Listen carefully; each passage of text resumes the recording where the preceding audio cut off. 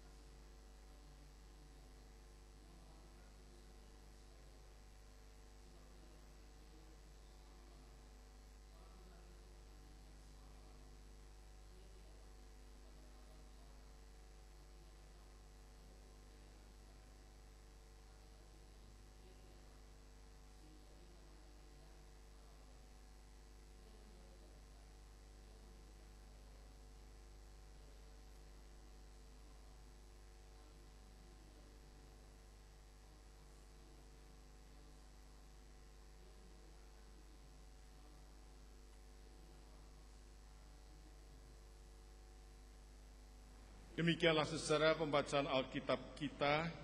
Yang berbahagia adalah mereka yang mendengar firman Allah dan yang memeliharanya. Haleluya.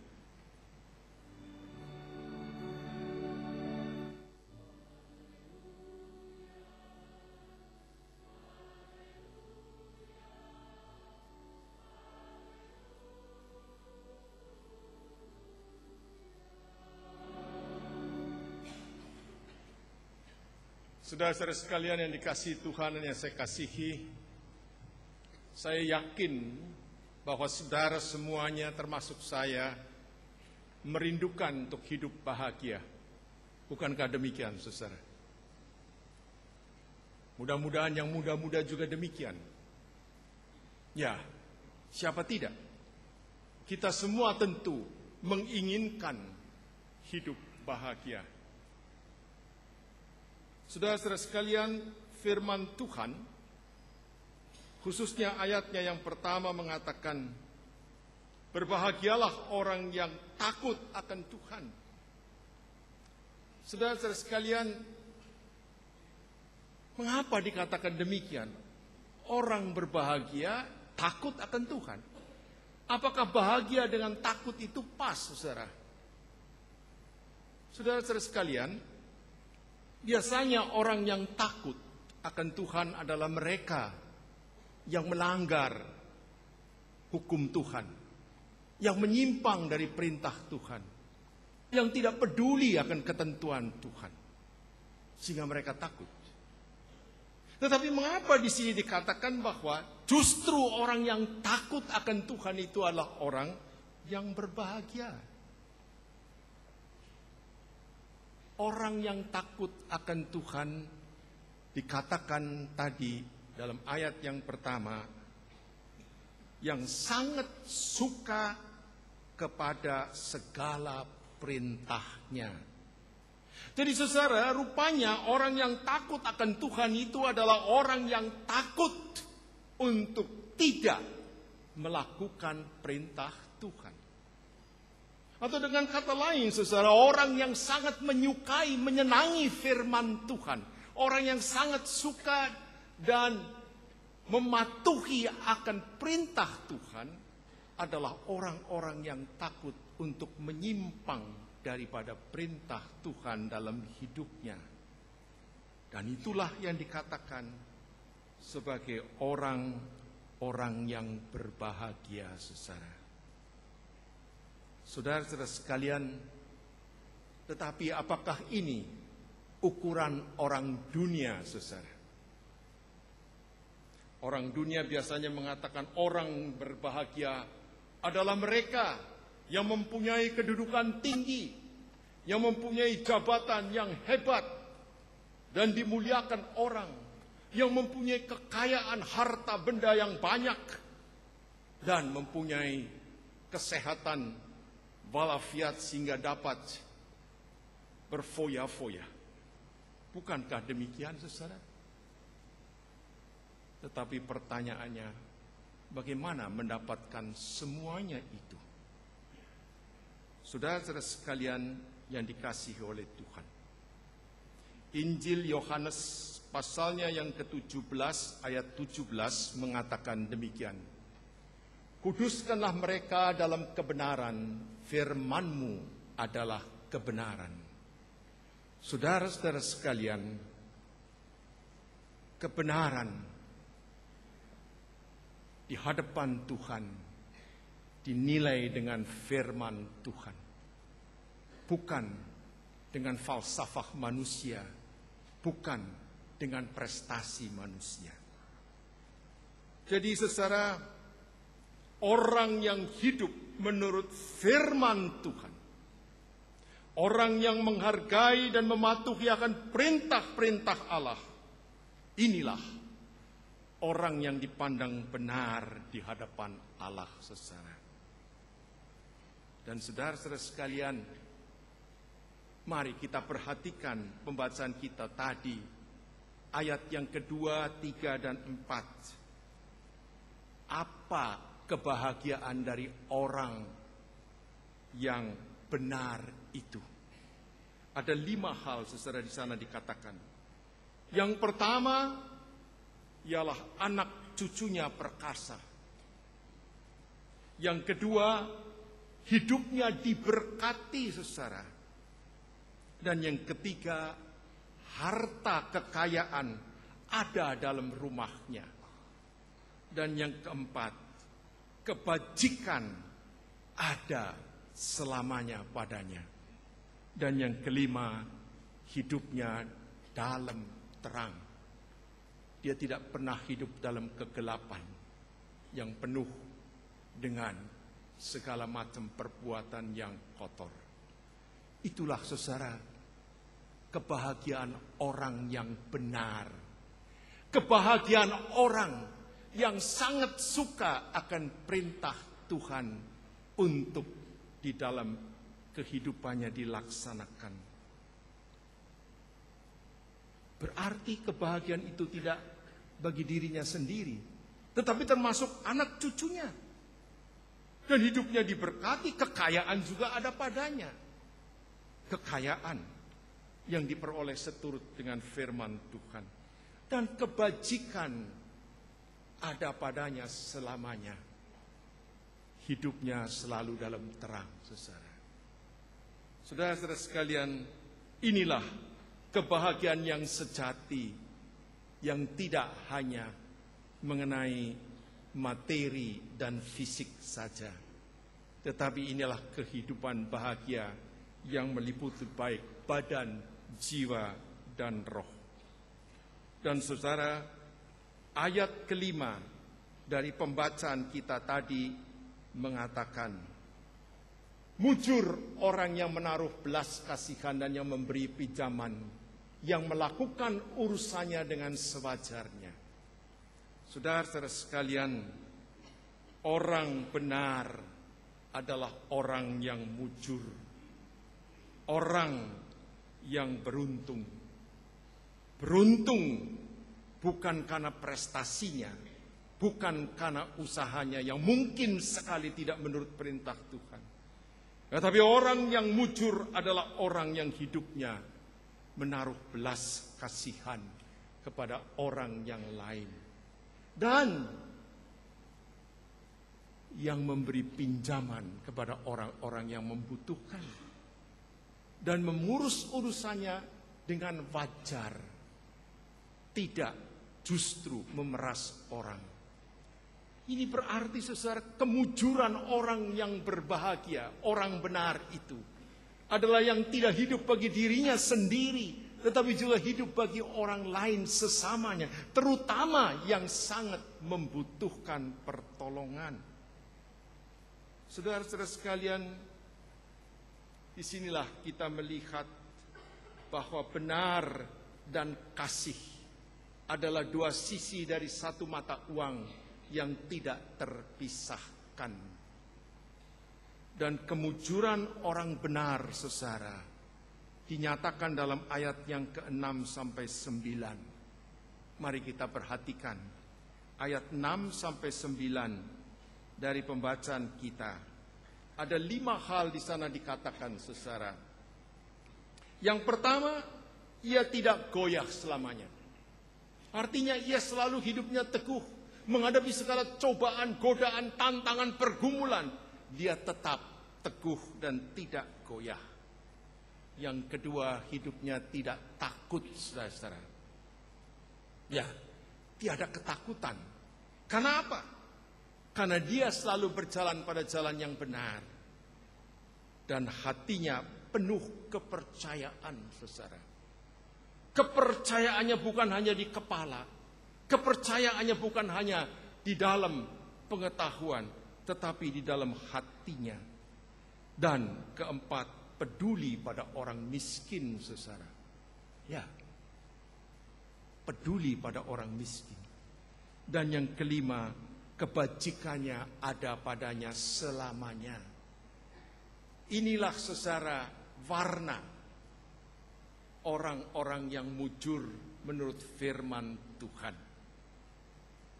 Orang-orang yang beruntung, orang-orang yang hidup benar dan bahagia. Saudara-saudara sekalian, luar biasa.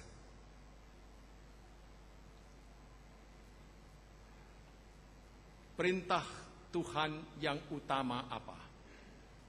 Ialah mengasihi. Mengasihi Tuhan Allah, mengasihi sesama kita. Mengasihi bukan hanya dengan kata, bukan hanya dengan lidah. Seperti kata firman Tuhan dalam 1 Yohanes 3 ayat 18, saudara. 1 Yohanes 3 ayat 18 mengatakan, anak-anakku, marilah kita mengasihi bukan dengan perkataan atau dengan lidah, tetapi dengan perbuatan dan kebenaran, saudara. Mengasihi yang benar adalah mengasihi dengan perbuatan, bukan hanya dengan bibir mulut, bukan hanya janji-janji kosong, bukan hanya basa-basi, aku mengasihi kamu, tetapi juga dengan perbuatan nyata. Tetapi perbuatan juga perbuatan yang benar, saudara. Bukan perbuatan yang keliru. Saudara-saudara sekalian, tahukah saudara bahwa hal ini diwujud nyatakan, didemonstrasikan, dibuktikan oleh Yesus Kristus. Yesus Kristus datang ke dalam dunia ini adalah untuk mewujud nyatakan kasih Allah yang sejati, murni, dan melalui satu perbuatan nyata, bukan hanya janji-janji kosong. Dan Ia lakukan dalam kebenaran, mengikuti akan rencana perintah Allah Bapanya. Sehingga Dia melakukan kasih-Nya itu, saudara, tidak setengah-setengah, tetapi dengan menyerahkan seluruh hidupnya, bahkan sampai mengorbankan dirinya di atas kayu salib. Saudara-saudara sekalian, itulah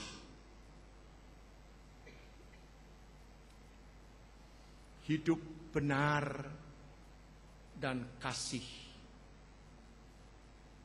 yang dibutuhkan oleh dunia ini, oleh kita, saudara. Oleh karena itulah, saudara, apa yang telah dinyatakan oleh Yesus Kristus melalui kehidupannya, yang benar dan mengasihi itu, selalu diingat oleh dunia ini. Perjamuan kudus yang akan kita terima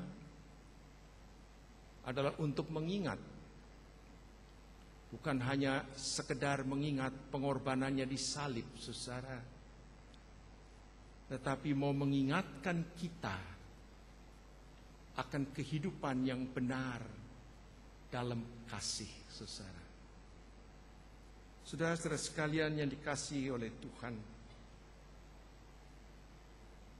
itulah sebabnya kehidupan Yesus Kristus menjadi teladan bagi kita semua, dan juga menjadi panutan bagi kita. Saudara-saudara sekalian yang dikasihi oleh Tuhan, hidup benar bukan hanya milik mereka para pejabat agama, katakanlah pendeta, penatua, saudara. Tetapi hidup benar adalah milik dari semua kita. Tuhan menghendaki kita semuanya, berjabatan ataupun tidak, menjadi orang yang benar, yang hidup, menyukai akan perintah Tuhan, dan melaksanakan perintah Tuhan dengan tulus, dengan sukacita. Mengasihi, saudara, bukan hanya milik orang-orang yang berpunya. Seakan-akan mengasihi itu hanya bisa dilakukan oleh orang yang mempunyai kekayaan dan harta. No, saudara.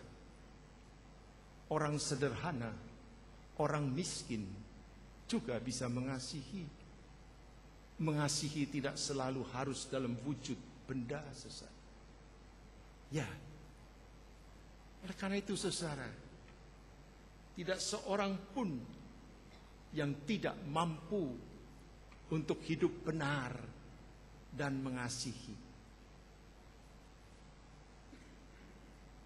Saudara-saudara muda yang ada di sini, saudara mempunyai masa depan yang masih panjang, dan saya yakin dalam hidup saudara-saudara juga berjuang untuk bisa hidup bahagia.